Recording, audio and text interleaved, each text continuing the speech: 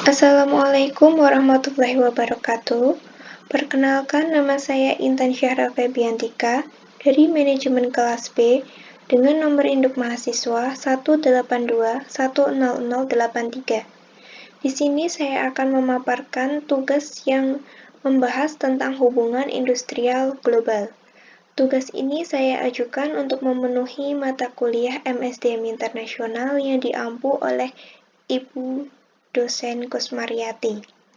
Langsung saja saya akan masuk dalam pembahasan, yaitu hubungan industrial global. Di dalam hubungan industrial global, terdapat staf perusahaan internasional, yang mana terdapat dua kategori besar kebutuhan staf yang akan dihadapi oleh manajer sumber daya manusia internasional. Yang pertama, perekrutan, pelatihan, dan mempertahankan karyawan manajer dan eksekutif. Yang kedua, ada merekrut, melatih, dan mempertahankan karyawan non-manajerial seperti pekerja produksi kerah biru dan staf kantor kerah putih. Kemudian, di dalam hubungan industrial global ini ada jenis manajer global yang terbagi menjadi 3 kelompok. Yang pertama, ada parent country nasional, yang mana merupakan penduduk negara asal bisnis internasional yang dipindahkan ke salah satu operasi luar negerinya atau karyawan yang berasal dari negara induk di mana perusahaan berada. Di dalam PCN ini, biasanya komunikasi dan koordinasi dengan kantor pusat perusahaan biasanya difasilitasi ketika PCN digunakan karena mereka biasanya berbagi budaya dan latar belakang pendidikan yang sama dengan staf kantor pusat.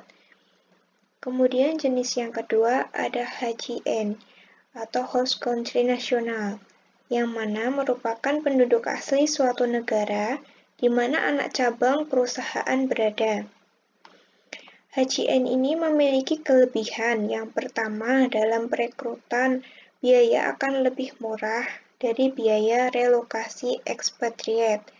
Yang kedua, pemerintah setempat biasanya menginginkan posisi yang baik bagi warga negaranya. Makanya perusahaan asing biasanya perlu merekrut tenaga kerja setempat. Kemudian, kelebihan yang ketiga, banyak customer yang menginginkan bisnis dengan perusahaan yang menerima pekerja lokal saja daripada yang mempekerjakan tenaga asing. Jenis yang ketiga, yaitu Third Country National atau TCN, merupakan warga negara di luar negara induk perusahaan atau negara di mana anak cabang perusahaan berada. TCN ini kemungkinan besar akan dipekerjakan di posisi tingkat atas atau teknis.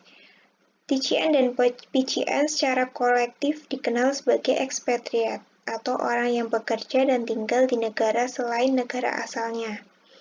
Nah, model kepegawaian etnosentris dapat digunakan untuk membantu perusahaan dalam memilih antara HCN, PCN, dan TCN untuk berbagai posisi. Ketiga model tersebut itu menunjukkan bahwa staf PCN memiliki posisi yang paling tinggi. Selanjutnya, rekrutmen dan seleksi.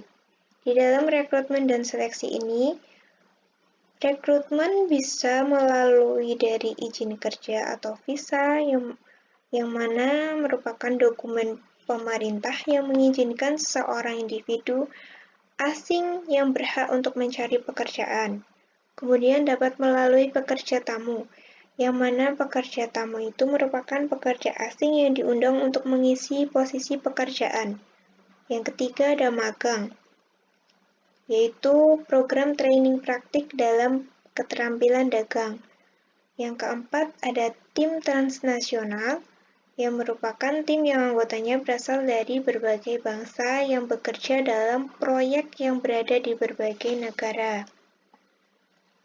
Selanjutnya, di dalam rekrutmen dan seleksi, terdapat keterampilan dan kemampuan yang dibutuhkan oleh manajer internasional.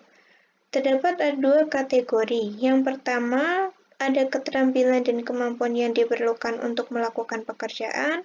seperti teknis, fungsional, dan manajerial.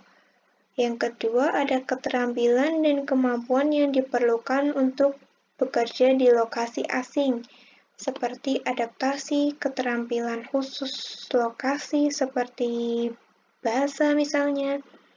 Kemudian ada karakteristik pribadi. Kemudian terdapat karakteristik ekspatriat. Karakteristik ini terbagi menjadi 3. Yang pertama, core skill, yang mana merupakan keterampilan yang utama atau sangat penting diperlukan sumber daya manusia jika akan melakukan atau berhasil bekerja di luar negeri. Kemudian ada augmented skill, yang mana merupakan keterampilan yang akan membantu memfasilitasi upaya manajer ekspatriat. Augmented skill ini bisa dibilang skill tambahan. Kemudian ada failure rate, yang mana merupakan presentasi dari ekspatriat yang tidak bekerja secara memuaskan. Kemudian kita dapat melihat terdapat skill dari manajer ekspatriat yang terbagi menjadi 2, yaitu core skill dan augmented skill. Core skill diantaranya ada pengalaman, pengambilan keputusan, kreativitas dan imajinatif, mampu beradaptasi, peka terhadap budaya, dapat membangun tim, memiliki sifat yang dewasa. Kemudian yang augmented skill terdapat keterampilan teknis, keterampilan negosiasi, kemudian memiliki sifat yang berpikir strategis, keterampilan dalam mendelegasi, dan memiliki manajemen perubahan. Selanjutnya ada kelebihan 3 manajer global. Yang pertama ada host country nasional. Kelebihan yang pertamanya itu biaya murah karena hanya melibatkan dari negara setempat saja dalam perekrutannya. Kemudian yang kedua, lebih disukai oleh negara setempat. Yang ketiga, pengetahuan akan luas terkait lingkungan dan budayanya karena kembali lagi HCN ini melibatkan dari negara setempat. Kemudian yang terakhir, mampu menguasai bahasa di negara setempat. Kemudian ada home atau parent country nasional atau PCN. Kelebihan yang pertama, memiliki kemampuan yang tersedia di perusahaan. Yang kedua, kendalinya lebih besar. Yang ketiga, pengalaman di perusahaan induk akan menjadi prioritas, kemudian memiliki mobilitas, dan yang terakhir memiliki pengalaman yang akan berkembang ketika menjadi pemimpin perusahaan. Kemudian yang ketiga ada Third Country National atau TCN. Kelebihan yang pertama, pengalaman di luar negeri, itu yang nomor 1. Kemudian bertaraf internasional. Yang ketiga, mampu dalam berbagai bahasa. Selanjutnya, ada pelatihan dan pengembangan.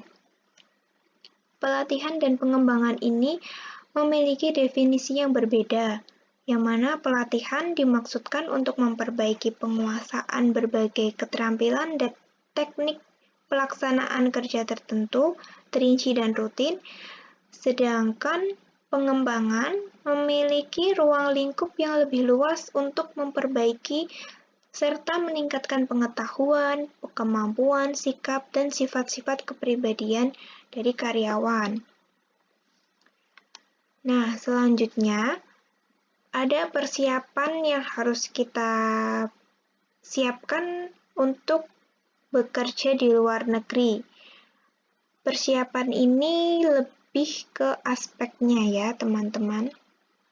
Jadi, aspeknya apa saja yang akan kita persiapkan untuk bekerja di negara yang kita tuju? Yang pertama ada aspek etika sosial dan bisnis. Yang kedua ada aspek sejarah. Yang ketiga ada aspek hubungan antara induk perusahaan dan aspek itu hubungan yang negara yang akan dituju. Kemudian yang keempat ada aspek nilai budaya, yang kelima ada aspek geografi, yang keenam ada aspek sumber daya, yang ketujuh ada aspek agama, yang kedelapan ada aspek struktur politik, yang kesembilan ada aspek dalam masalah praktis seperti mata uang, transportasi, kawasan wilayah, dan waktu bisnis. Kemudian yang terakhir ada aspek bahasa. Jadi dalam mempersiapkan bekerja kita juga perlu menguasai seluruh bahasa. Baik, itu saja yang dapat saya paparkan. Semoga yang saya sampaikan bisa bermanfaat. Kurang lebihnya saya mohon maaf. Terima kasih. Wassalamualaikum warahmatullahi wabarakatuh.